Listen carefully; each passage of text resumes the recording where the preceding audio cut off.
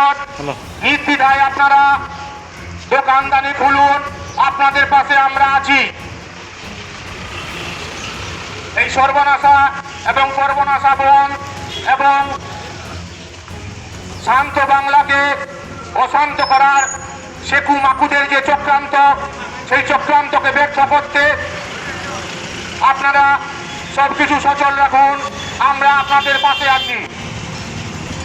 ১ নম্বর block Trinamool কংগ্রেসের পক্ষ থেকে আসামের জনসাধারণ এবং ব্যবসায়ী বন্ধুদের কাছে আমাদের সবিনয় অনুরোধ, আপনারা সবকিছুকে সচল রাখুন, দোকানদানি খোলা রাখুন।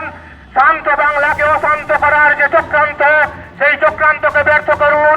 আমরা তৃণমূল কংগ্রেসের কর্মীরা গর্বের সাথে বলি, আমরা চটি চাটা।